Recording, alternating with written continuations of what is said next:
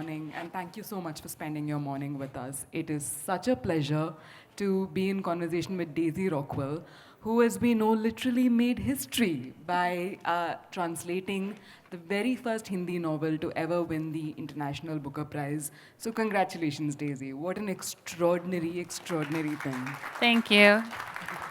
Let's kick this off by giving you a little sample of Tomb of Sand. And I think Daisy has picked out a really, really interesting section to read from. Okay, people talk, it's fat. People talk a lot about all the serious themes in this book, so I like to read a funny bit, because it's actually a really funny book. Yes, it has serious themes, but it's also very funny. So this is a scene where a group of crows gathers to have a meeting about the environment, and this is during a scene when the son of the main character has crawled into a tree to spy on his mother, who has gone to live with his sister, which is not very traditional in Indian culture. So he feels kind of humiliated that she's living with his sister, and he's spying on her from this tree. But little does he realize that there's a huge crow conference happening in the tree. So I'm going to read just a little bit from that part. The crows had rallied in huge numbers. The organizers were quite pleased, and a bit of a hurly-burly broke out as they wondered how everyone might be squeezed in. They hadn't considered the need for a loudspeaker, nor even a CCTV. But that wouldn't have been right, as their focus was this: the problem of the spread of pollution in the name of science. So the fatter and more aged crows seated the smaller crows in their laps, like when a kangaroo plops her joeys in her pouch, or two nuts nestle in a shell, or when there are two bananas in one peel, or a double head on one torso. So too, two heads bobbed atop each crow body, sporting 4 eyes rather than 2. The mounds and trees were filled with these 2-in-1 crows. The trees rustled with wings as though the crows had thought them naked and rushed to clothe them in crowmints. There was a festive air, and even with all the cawing, there were no attacks from outsiders, whether by means of eyes or sticks or unwanted attention, because in the clamor of urbanism, who really cared about crows anyway? The crow meeting was underway, regarding the horrific problems that they were experiencing due to climate change and the science-worshipping humans.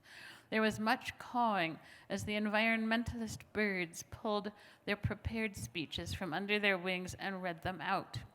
Those who were particularly skilled delivered speeches extemporaneously. The assembled crows cawed approvingly, or shall we say that it would have sounded simply like caw, caw to humans had they been listening the way every language does to an unfamiliar ear, be it Hindi, Marathi, Tamil, or Morse code. They engaged one another in lengthy debates in their various dialects.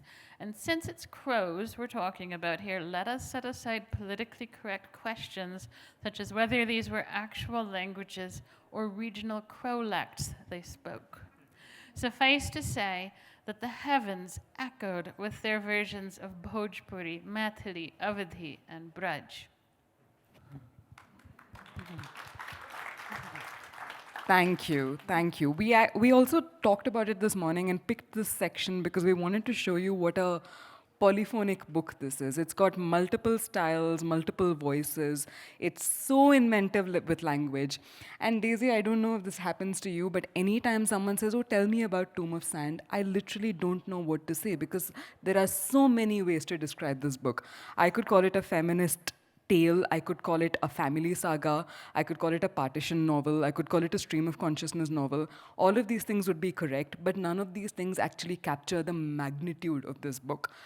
So I'm interested, Daisy, in your, the way you played with these multiple genres and voices while translating the book. What is the original Hindi like, and what was it like to translate this many different voices? Well, the original Hindi is like that. So it has multiple types of Hindi. It has lots of Urdu words. It has English too. And so, when I brought it into English, I also kept in a bunch of Hindi because it's reflective of an environment that's just so multilingual that it's unnatural to have only one language or another. And the Hindi itself, the Hindi version, is also unnatural in the sense that these are characters who would, in real life, be switching languages mid-sentence constantly. So in Hindi they're speaking Hindi pretty much all the time, and in English they're speaking English pretty much all the time. But I still had to kind of maintain a balance to show how polyphonic the book is and the world that it describes is. And I think in my afterward, you're saying, how do we describe this book? I describe it as a love letter to the Hindi language because I think first and foremost it's about language and Geetanjali's love of Hindi. It's just sort of overflowing from every page. And so translating that is obviously not easy since I was taking it away from Hindi. And it was painful for her as well to see her Hindi unhindied. And so we had to kind of negotiate that on an ongoing basis. But I think that the end result, people do tell me that they feel the Hindi in there. And so I think that's successful, at least in some way. And Geetanjali is also a fluent speaker of the English language, and therefore your collaboration must have been interesting because she could always read what you were writing fluently in English the way she would with Hindi. And so what was that collaboration experience like with her? Well, it's funny because this was during the pandemic, and I had planned to go and meet with her, and there was a period of time where I felt it would actually be impossible to translate the book without being in the room with her, like going over stuff, because it's so idiosyncratic, the style, that nobody else could help me. If I showed it to other people, they'd say, oh, you know what, you're on your own, forget it. Like people that always help me with anything, and they wouldn't touch it. So it had to be her, but then the pandemic hit, so I couldn't go. So we did it all by email, just hundreds and hundreds of emails, and then question after question that I had to send her and refine and revise, and then I sent her the entire manuscript, and she went over the whole thing, and she put in lots of changes that I had to take out again. It was really, really difficult process, and but by the end we were both happy, and and if there were issues we disagreed on, we had kind of come to a compromise of some kind, and we never even spoke to each other until we were shortlisted for the Booker Prize, and then she called me, and that was our first conversation. And we met in London during the awards week.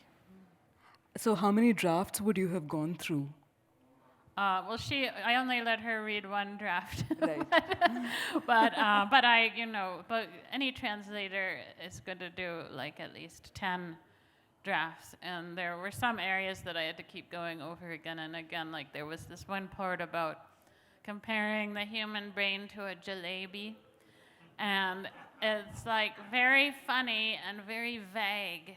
And translating vagueness is extremely hard because you have to make it vague in English, but the translator has to secretly know what's going on so that they can make it appropriately vague. And so we went back and forth.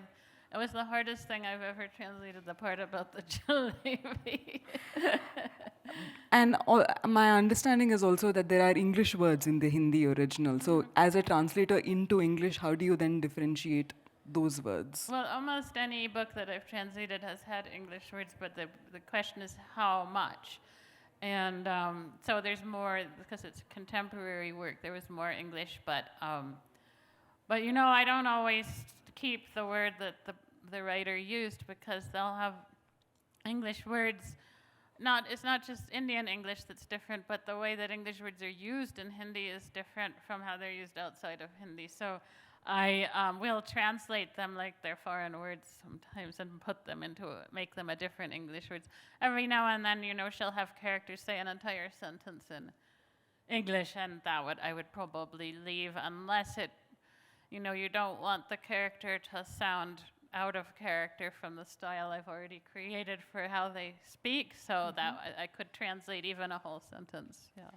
How did your interest in the Hindi language come about, and could you also tell us a little bit about the training you might have undergone in the language before you became a translator? Well, my interest in Hindi was somewhat random, and I loved learning languages in high school and college, but I mostly studied Western languages, and just suddenly decided in college that I would take something really different, and Hindi worked in my schedule, and I went into a class with this amazing linguist who I shared. He was also the professor of Philip Lutgendorf here.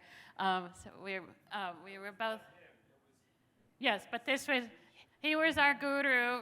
Nick Masika and Philip Lutgendorf was there before me, not when I was there, but yes, he was an amazing linguist who knew just every little bit of every language you can imagine. But he happened to have a job teaching Hindi, sort of, almost despite himself. I don't think he ever meant to be a Hindi teacher. But anyway, he also, he persuaded me. I was telling Philip last night that I said I want to be a linguist like you, and he said, oh no, you're not a linguist, you're a literature person. And we argued, but he convinced me, and he also convinced me to be a translator. So there's that. I have to say I have read your other translations as well, and I don't read Hindi myself, but it is such a privilege to be able to access Hindi literature through the works of a translator like you. So thank you so much for doing this. I wanted to. Unfortunately we don't have copies of the book here. I wish we did, because another little aspect that people don't always know is that for the first Indian edition of the book, Daisy also illustrated the cover. So I'd love to hear about your experience illustrating the cover, and tell us who the protagonist of that cover is. Okay, so yeah, I wanted to create an image that showcased the main character, who's an 80-year-old woman. And in my mind, I saw the scene towards the end of the book where she's sitting in the Thar Desert in Pakistan, telling her daughter the story of her past that the daughter has never heard before. And she has this cane that's like, this is part of Geetanjali's magic. She has a cane that's like, it's one of those kind of cheesy canes that can snap up until it's short, and then you can kind of go like that and it'll open up. So her grandson sent it from Australia, so she has this cheesy cane and it's got butterflies all over it, and everybody just thinks it's so beautiful, this cane. And so she kind of takes that image of its beauty, and the butterflies sometimes float up from the cane, and so she's in the desert telling the story, and she's surrounded by butterflies that have flown off the cane. So I wanted to bring that alive, and what I used for a model was a photograph I had taken of the late Hindi author Krishna Sobati, who I greatly admired. I've translated. Oh, he's got the book. Thank you. Okay. Perfect. So I greatly admired her work, and I translated one other. Okay, good. I had translated one of her books, and I had met her before her death, so I took some photographs of her. So I based the image on Krishna Sobati, because Geetanjali is also a huge admirer of Krishna Sobati, and she dedicated the book to her. And I feel like the main character, Ma, the 80-year-old woman, is partly Krishna Sobati. So I made her the cover, and so she's sort of alive in this woman. This author is alive throughout the book, in the character, in the drawing, in the dedication. She's influenced both of us in so many ways. Thank you for that, Rick. Yeah, thank you. I'm glad we could show everyone this cover. And you've also translated Krishna Sobti, of course. Yeah. And also illustrated her book with an image of Krishna Sopti. Yeah. So Krishna Sopti is very, very special to this particular book, and we all miss her very much indeed. I also, we've got these editions here side by side, and actually one of the things that I do want to also ask you about is, this is a book about a woman who is in her 80s. She's an octogenarian. The novel is over 700 pages long. So, and we in publishing are often told, oh, you know, if you want to appeal to a younger demographic, keep it short, keep it snappy, give us the young protagonists. And this is a book that is basically antithetical to all of those things that we are often told about what it means to appeal to a younger generation. This is not like a small book by any stretch of the imagination. This is a book that really takes its time and it takes an enormous amount of rereading to fully catch all the nuances of it. Like every time you reread a book reread this book, you find yourself noticing something that you may not have caught the previous time you read it. And it's so remarkable. And yet, it works with the younger generation. I can't tell you the number of young readers who have loved it, who have talked to me about the fact that they love it. It's all over their social media. I want to know what your experience with the younger generation of readers has been like. And I'm also really curious if you have any insight on why this thing works so well with the younger generation, despite the fact that we're often told that, the younger generation wants these short, snappy things with young protagonists. Well, I think the first thing that's wrong is to assume what the younger generation wants, because they didn't actually say that was what they wanted. That's just what people assume. And I was reading a bunch of the long-listed and short-listed International Booker Prize winning books. There were quite a few that were very short, full of like horrifying things, like no paragraph breaks, this kind of like relentless forward pulsating storyline. And I think it's exactly what you're talking about. That's the new book. That's like the hot book, or the kind of book that people want to read. But what I've loved is in social media, lots of younger people adore this book, and they'll often say, I always thought I didn't like long books, but I just never wanted this book to end, and I just want to live in this book, which is I love. And I think, people don't necessarily want to read about people at the exact same age that they are. That's actually sort of boring. So I think they find it exciting to learn about the inner life of an 80-year-old woman. They love that. They find it very interesting. Yeah. Oh, yeah. It's actually kind of funny because there's a pink Fiat in the middle, and there is actually a mention of a pink Fiat in the novel, but it's completely irrelevant. Like, so she's talking to her son, and he says, do you remember the license plate number of our Fiat? And she said, you mean the pink Fiat? And he says, yes. But it's not related to any other. But for some reason, this illustrator really liked that image. So I think it's very glum, yes. Obviously I like my own better, but we could do an entire session on just the covers of this book, because we've just done a new collectible edition in India, which is a really beautiful hardcover, and it's got all the crows in it, and you just heard about the crows. So it's a cover full of these crows in this big, beautiful, glossy hardcover. I haven't seen it yet because it's just black foil, so I haven't seen it yet, but it's supposed to be very shiny. Yeah, it's beautiful, and I've seen the American cover as well, which has a completely different take on the book. And each of these covers are I find very beautiful in very, very different ways, and it tells us so much about what the designer felt about working on each of them. So we could entirely do a full new session on just the covers of this book. We also touched a little bit upon this just now, Daisy, about the many grammars that exist within a book like this, like the many voices, but also I think in your translation you have made certain very specific choices where you bring in the Indianness of language. So a lot of the word choices that you make feel very Indian, sometimes feel particularly Hindi. And is that something that you do with all your translations? And Could you tell us a little bit about how and why you make some of the word choices that you make?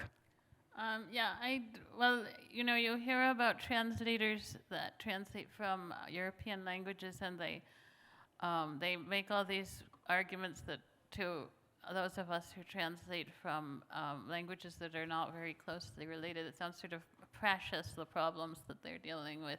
Like, oh, how can I find a cognate for this word? Or like, we must preserve the syntax. And like, there's no way I can preserve the syntax, because it's backwards. It's like, English is right branching in the syntax, and Hindi is left branching, and so I often have to flip sentences over, like throughout the book, and sometimes you even have to flip elements of the paragraphs because the way you're used to receiving information, what order. So the way that, but then at the same time, I know that a lot of my readers are people who know Hindi or Urdu to some degree, but don't read it, or don't read it anymore, or can't read it, and they don't want to feel like the Hindi is gone. Like they want to feel the Hindi is there. And this is the kind of thing. This is why I like to read social media reviews, because I can tell, like I can start to realize what people are looking for when they're reading translations. And so, it's basically I create an illusion that the Hindi is there. It's not actually the way that it was. It's not literally the way it was. I create an illusion. So like Hindi has these wonderful rhyme words, like pairs of words that rhyme. We have them in English too, but we don't like them as much, So I try to find words like that, pairs of words, to replace them, because sometimes those pairs are used for a rhythm in a sentence, and so I want to preserve the rhythm, so I find little pairs that will kind of reduplicate that. And then, of course, in this book is so much wordplay that I really like. This is just beyond anything I've ever translated, because Geetanjali did not want me to literally translate. Like, she'd have a list of words, and they were just there because she liked how they sounded together. It's like poetry. So she didn't want me to just literally put this list meant, because that wasn't the point. So I had to create a new list that had the same energy. Yeah. And so that was extremely difficult, obviously, but that's what I did. And even this thing about wordplay, it is a very funny novel. It is a book about very serious subjects, but it's also an incredibly funny novel. And sometimes, increasingly now, I feel that when you're trying to engage with the darkest of times, sometimes humor is your only option. And we spoke about this earlier this morning, a book that have been shortlisted for the Booker Prize this year. The only South Asian novel is a Sri Lankan novel by Shehan Karnatilaka, and it is really very, very funny. And but it's basically about torture. Yeah, it's a book about the Sri Lankan Civil War, Yeah. and it's very, very funny. And why do you think it is that humor seems to be the only thing, or satire seems to be the only thing that helps us make sense of some of the most devastating things that are happening in the world? Because it's human to close your eyes and cover your ears and run away from horrible things, right? And so I think humor allows you to think about horrible things without fear, So like there's one passage in this book that's where they're looking for one of the characters who's gone missing, and they go to a suburb of Delhi, and there's this lake that's incredibly polluted, and so polluted that it's like caught fire, basically. And so, but the way she described it is so funny. But it's still, I know personally, I know that she thinks this kind of thing is very, very upsetting. But, and so you understand exactly what's going on from the description, but it's still just so funny that you're able to imagine it and think about it and not close your brain down and say, I don't want to think about global warming, I don't want to think about pollution. The crows are the ones chatting about pollution and global warming, and that makes it possible to kind of engage with it, I think. So I would be remiss if I didn't ask you about the experience of winning the Booker Prize. So tell us a little bit about the journey. How did you and Geetanjali respond when you heard about the long listing, the short listing? What was it like being there in London, sitting there, hearing your name being called as the winners? Well, it's all just kind of very unbelievable because um, I don't think we ever had an expectation of anything like that happening. I at least knew that it was something, it was in the realm of the possible because I knew they had submitted it for it, but Geetanjali was completely confused by the whole thing. She could not believe it was happening, and going to London and everything, it was just, especially because it was, nobody'd gone anywhere. It was just after pandemic. Most people hadn't been traveling, so to suddenly get on a plane and go to London and nobody wears masks in London at all, and just it was an amazing experience, the whole thing, and we met all these wonderful writers and translators. So they have many events that lead up to the award, so we felt like we were part of this wonderful club. It was great fun. And you met Geetanjali for the first time. Yes, so that and was I met Geetanjali, which, yes, I hadn't done before. Yeah. The book is published in the UK by a wonderful women-led press called Tilted Access Press.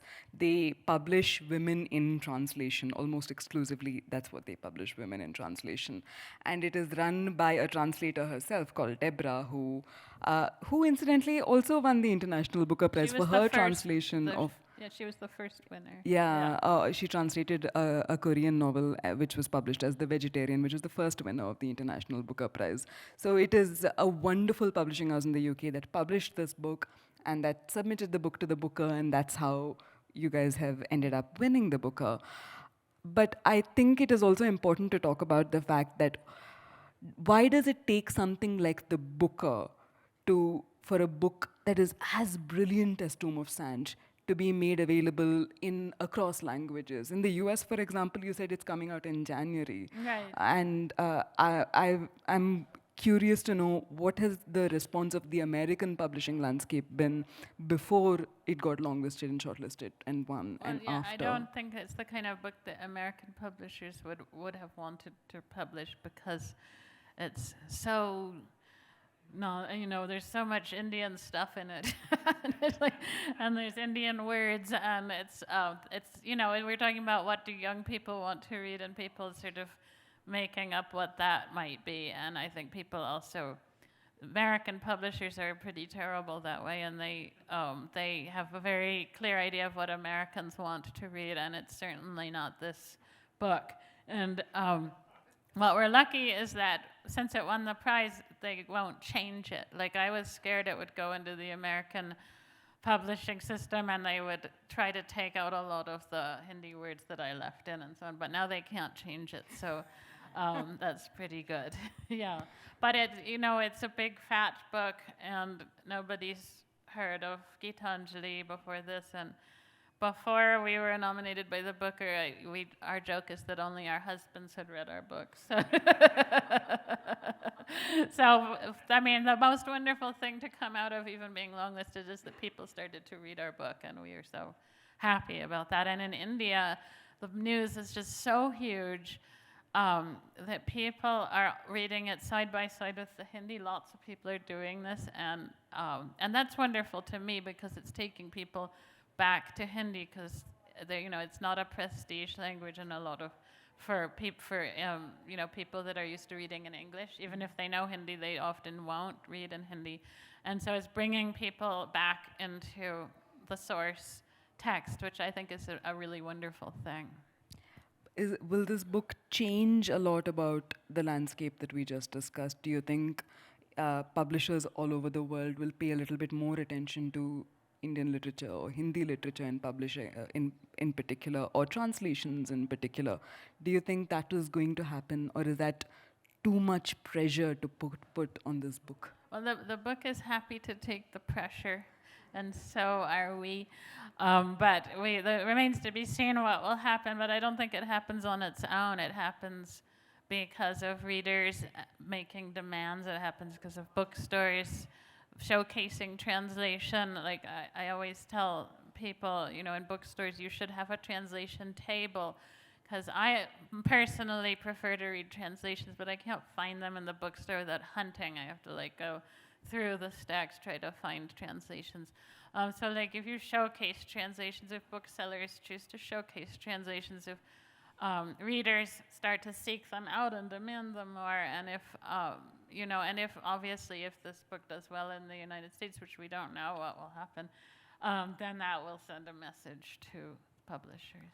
Well, I mean, I truly hope it will. And I hope it also does change that thing that you said about people wanting to read, would people preferring to read in the English rather than the Hindi. I hope that people now read more bilingually than they ever did.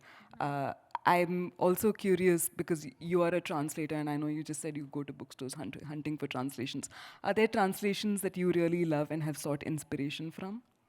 Well, I think the first translation that really grabbed my attention, it was in graduate school. I read Speaking of Shiva, that's A.K. Ramanujan's translations of medieval Kannada poems, and I was very lucky to take some classes with him before he passed away suddenly, and he was a brilliant translator and a brilliant man, and we were talking about this last night too, that some people accuse him of having made these poems sound better or like too good, and so that kind of thing. But I think what he taught me was how creative translation is, and how much you can push yourself and the text forward. Like you don't, it's not about a literal transfer of lexical items. It's about feeling the text and breathing the text and bringing it forward. So that is kind of my inspiration book. And that's the other thing too, right? Because India is not just a language where Hindi is, although there are people that want to make Hindi the national language of India. India is a country with 22 official languages and more than 100 other languages. And English is one of them. English is an Indian language as well. And the fact that a book like this has entered the international stage, I hope will also mean something for translations from other languages. You just spoke about a Kannada translation. And do you read any other Indian languages? Well, I do translate from Urdu as well, and I have studied a little bit of many things like Tamil and Malayalam and Punjabi and Bengali, but I couldn't translate from them or even speak them really. I love studying Indian languages, and if I had more lifetimes, I would study more. Yeah, so for me, it also, like a book like this, and again, I don't want to put too much pressure on this book. I'm glad the book is taking the pressure so well. But I do hope it means that all of the Indian languages come to the center stage a little bit because of this truly, truly historic win of Ret Samadhi and Tomb of Sand. On that note, I do also want to ask you about the title, Ret Samadhi, which you have translated as Tomb of Sand. Tell us how you chose this particular translation of the title. Well, this is something I was telling Manasi before, that Geetanjali doesn't like the title. And it's because Samadhi is one of these huge words that means many things. And tomb is one little thing that it means. But I think that for me, title translation is a whole different art than the rest of the book. And so I think of like a title as like almost like a piece of microfiction or like a line of poetry. It has to live on its own and capture your imagination to bring you into the book. So she kept saying, but she thinks of a tomb as like a mausoleum, like a big marble thing or something like that. And I said, but if you say that it's made of sand, it introduces a question into the reader's imagination. You think, how could that be? How could a tomb be made of sand? What does that look like? What will happen? Like it has a kind of the seeds of a plot. So that's why I liked that phrase. But then there's this thing that can happen with translation where you might not mean to, but once you sort of let the cat out of the bag, it won't go back in. So like Tomb of Sand came out of the bag and it wouldn't go back in, and the editors loved it. And they refused to hear anything against it because it sounded catchy. And so she kept wanting to pull it back, and I said, we can't do it, Geetanjali. She wants it to be called Sand Samadhi. which I think sounds like a beach yoga class or something. So, but I was telling Manasi, we've been on stage a few times where we get into this argument like in front of an audience, and the questioner often gets somewhat uncomfortable because we keep snapping back and forth. But I mean, that's part of who we are. We are always in conversation, you know, and that's how the book came about. I wish she was here to argue with us about it. Does she agree now? No, she doesn't. This was like in August. She accused me of manipulating her into agreeing to it on stage.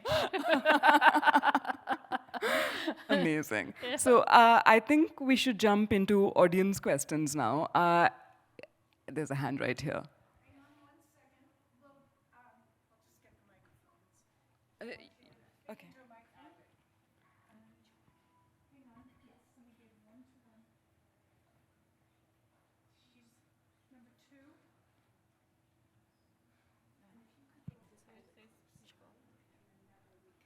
Go right ahead, it's live. Okay, perfect. So thank you for a great session. Yeah, sure. Thank you for a great session.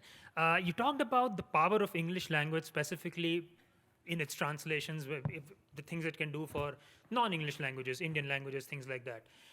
My question is specifically about English, the power of English and what it did for, let's say, Russian as a language, for writers like Tolstoy and things, and what it has not been able to do for Indian authors like Premchand or something like that. So would you have any idea of why do you think that is? Like Naipaul was pretty dismissive of what English can do for people like like Tolstoy and Dostoevsky. It couldn't do for people like Premchand. And he was like, it won't happen because just that's the sort of writing which comes out of India versus what it comes out of Russia. So why do you think that is, that a lot of English or Indian authors, even when they're translated, they've not really took quote unquote center stage in the mainstream world as compared to Dostoevsky, Tolstoy, who are sort of really appreciated in America as well? In my opinion, part of the problem is that a lot of translators of Indian literature are not translating for export.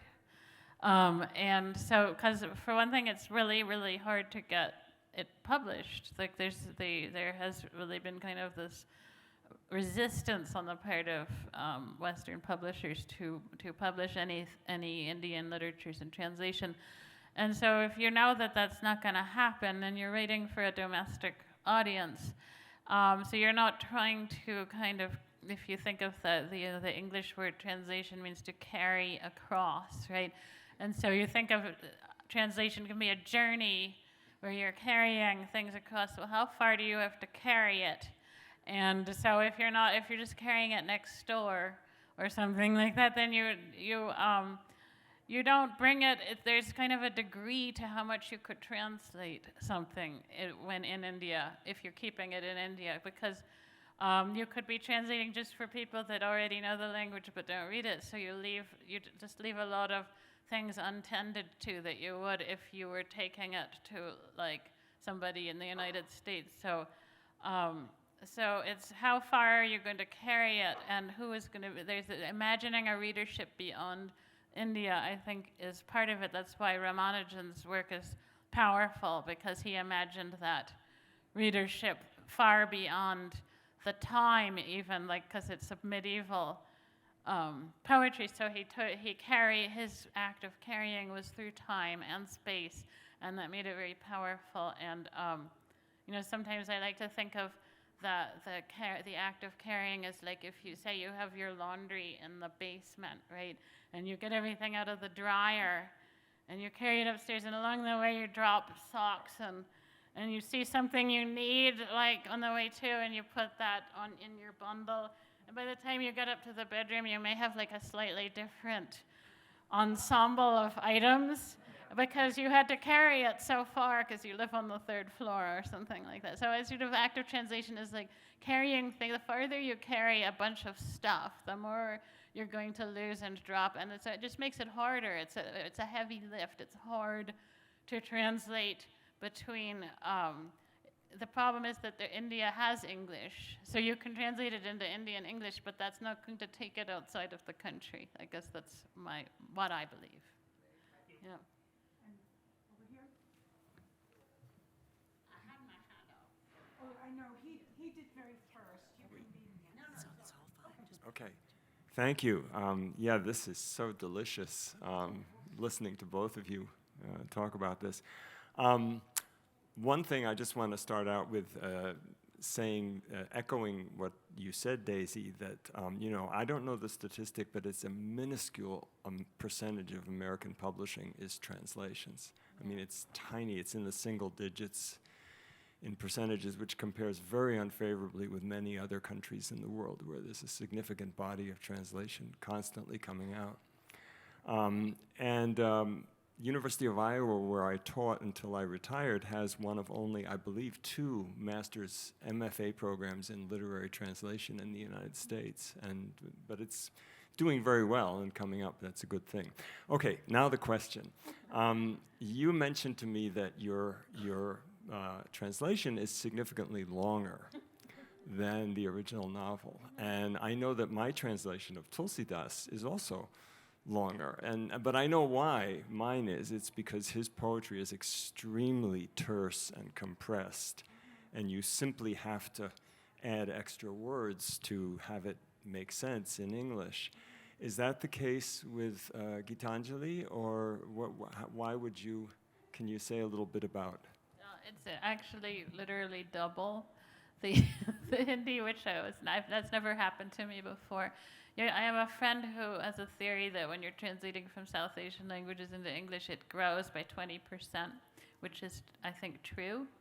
But this part of it is the format is small. So like these are small pages. They're smaller than the Hindi pages.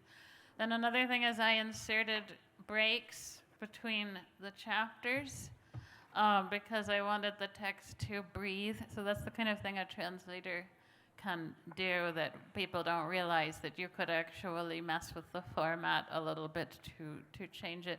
I think the Hindi publishers are trying to save money on paper, so they like compress it all, like small font, and compress it as much as they can. And then there's other things that I know that I do that take up space. For example, I realize that a lot of the Indian readers, for example, know Urdu couplets. Even if they don't read Hindi or Urdu, they know these couplets. They're part of just the milieu. And so I always put the original couplet and the English translation in transliteration so that they can have it. So this book is full of poetry. So I often put the original, and then like if it's a famous film song, I'll put the lyrics, because I know my readers in India will be incensed if I just give the translation to say, what is the song? Can't you just put the song, right? So I do keep and retain things like that. Even though I translate them, I retain them. So that's like doubling it up, and then I often pull it out of the text. So like the line of poetry might have been in line with the text, and I'll sometimes set it out more, showcase it more. So yeah, I did. But I never thought it would be this long. When I received the proofs, I was so shocked. And then I thought, nobody's going to read it now. It's just, If you don't mind, I'll just stay sitting. yes. I have bad knees. But I was really blown away by the things you're saying. It's so interesting. I am from Uttar Pradesh, the state that Geetanjali Shree is from. And Hindi is my native language. But I had a couple of questions about the Hindi itself. Yeah. Because we say Hindi now, but really growing up, and even now, I think more correctly, it should be called Hindustani, what we speak in UP, and Khadi Boli, which is really what it is. It has a lot of Urdu in it, and Urdu has Persian and Arabic in it. So this must be very complex. I don't even know that I have a question here. I just feel that we keep saying Hindi when right. it is not accurate for the language that we are using. Well, and Geetanjali is very much Yes. I have a further wedded to to that. I was speaking with a friend who recently, who is a Hindi scholar, and she started to read the original text, and she said, "Wow, the Hindi in this book, it's like so much Urdu, so many regional kind of languages come popping in, and lots of very old Hindi too, like very old. She draws on it. She'll take anything. Geetanjali is just grabbing the language everywhere from out of the ether, and so that's why one reason why I say it's a love letter. And so yeah, when she says Hindi, that's what she means. That is what she Geetanjali calls means, it yeah. Hindi because for her Hindi is a huge thing, and yes. that she loves. Right. Yeah. And the other thing you were mentioning, the crows, Yeah. and there are all these regional dialects that they mention. Crow-lects, Yes. yes. Well, I mean, I'm one of those crows. Yes. And I'm just going to speak up for my own dialect. I'm from the town of Kanpur, and we speak Kanpuria. Excellent. Yeah. Wow. Okay, we have one over there. Hello, my name is Meena Desai, and I'm a translator from Gujarati. Oh, Meena Desai, translator from Gujarati, and so this is very, very fascinating to me. Wonderful. Yes, but the one thing that I thought about as this lady raised the question, I think that we have to, we should be proud of the fact that the Indian languages are all an accumulation of cultures from a very long period and a very long range of history and geography. Gujarati, as it is known today, has Arabic, Urdu, and a lot of other words, just like Hindi does. So I don't know that the label of Hindustani matters. Hindustani might have political echoes that people don't like. So I think, and to me, what is more important is for us to understand the richness of every single one of these languages, because they are all constitutive. They accumulate, Yeah. just as English has done. And so I think we should not be too concerned with that part of it. I mean, when we separate out the dialects, Avadhi and the others you spoke of, Purushottam Agarwal is a great scholar in that. But it's only to understand that there's a unity below that. There's a universality. And I think it's very, very important. And I'm so glad that Manasi is talking about other languages coming to the fore someday. Thank you. Thank you.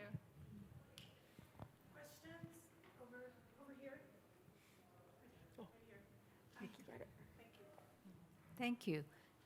So I have a two-part question. I agree with you that the publishing industry has a sort of narrow lens when it looks at Indian publishing. Do you, my first question is, do you think poetry translates better internationally?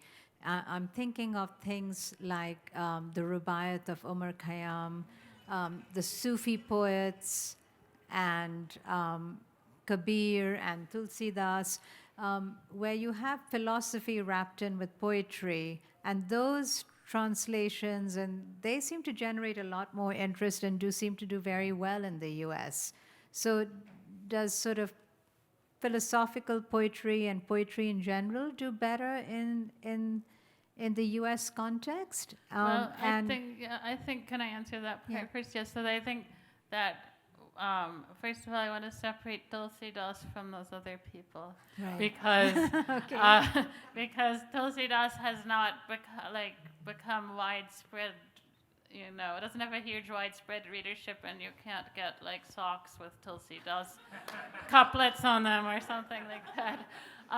But a lot of the the poets that you're citing, they have become popular through what translators would generally call transcreations.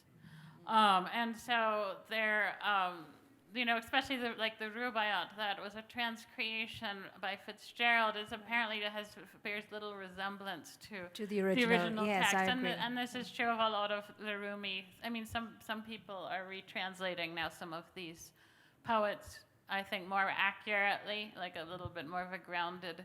But it's like I said with the cat coming out of the bag. Once Fitzgerald let the rubaiyat out of the bag, it's never going to go back, and nobody wants to read the way it was supposed to be, in a sense, because It's not as beautiful. he created something Yeah. magical, or like King James Bible. Like they're just some things that come to life on their own, and you can't get rid of them very easily. Right. Yeah. Okay.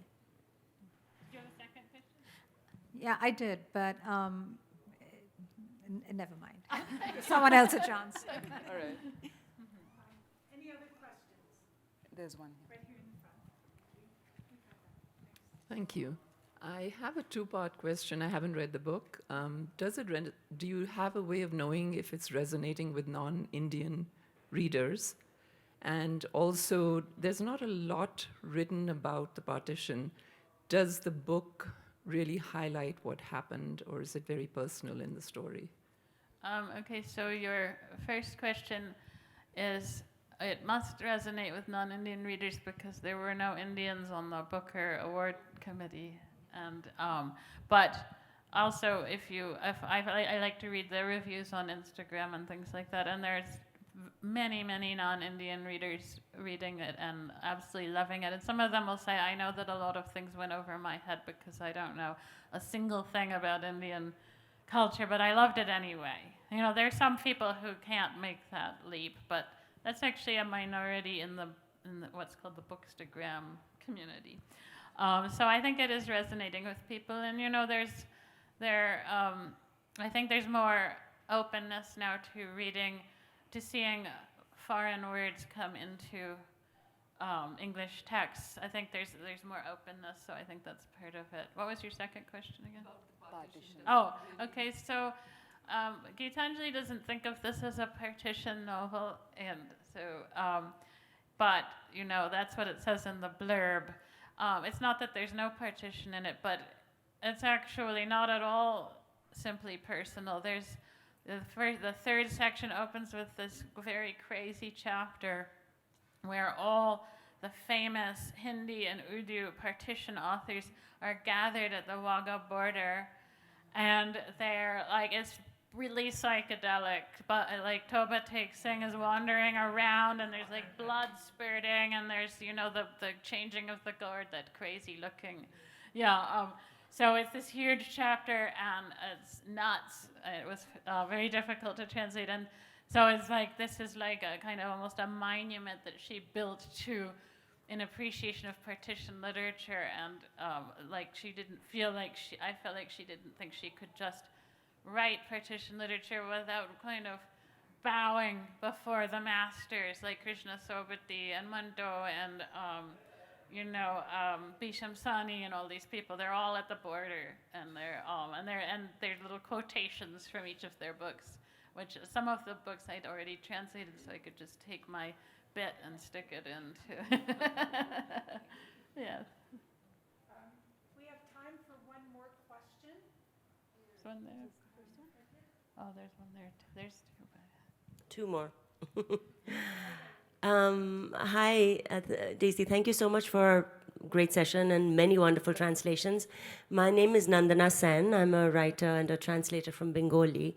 And I was fascinated by the whole, everything that you discussed today. But my question has to do with what you noted about rhyming in the session that I did on my book yesterday, which is a book of translations of Bengali poetry called Acrobat. We spent some time talking about retaining rhyming and metrical structures, but also the jokes that exist within a line, the internal rhymes.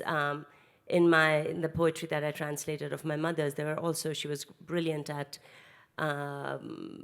making up new words and neologisms. And I know that Geetanjali also, as you were saying, has a tendency of incorporating many different influences and the linguistic influences in a very beautiful way. So I was wondering if, I don't want to put you on the spot, but could you share with us a few examples of, I understand absolutely what you were saying about how much time you had to spend finding equivalent rhyming patterns, etc., to be as true to the sense and feel of the original as you could be. But are there any, I know in my case, sometimes there were poems that I spent months on, so were there any particular passages or expressions or lines that you had to really work on for a long time and create those equivalences for yourself? And if so, could you give us an example? Yeah, there were lots of things like that. It's all over the place. And sometimes I would simply not be able to do anything with the particular line or sentence. But since it's unlike with poetry, it's this huge book. So I would try to get the wordplay into another part of the paragraph. So like I knew this paragraph has to be playful. I can't do it with these 3 or 4 words, but I can do it down a few sentences. I'll put it in here. And so I would just like kind of let it seep into another place. So there was one particularly difficult part where she used the word kudai, which is a pun for like, she's talking about archaeology and faith. Right. So kudai is like, divinity, and then kudai is digging. And she went on and on and on. It was crazy, and like I did my best, but I don't know how it seems to, because I spent so long on it. After a while, I couldn't tell how it seemed, but because I couldn't do it exactly how she had done it. But I felt like I couldn't lose that. I couldn't just ignore it, and so. But she always said, "Well, I want you to play. I want you to play." And then when she really liked what I did, she would, write in the margins, "Well, you will play." Were there any word pairings that you created that you can think of that you remember now? Well, there was one funny part where she had all these puns, and it was about like genetically altered fruit and vegetables and things like that. And I put in a pun that she didn't get, and she said, "Why did you write it like this?" And I said, "The aubergine doesn't have the genes," and she didn't didn't get it, but that I was very pleased with myself for that one. Yeah. All right, thank you. I think that's the perfect note to end this on. Thank you, Daisy.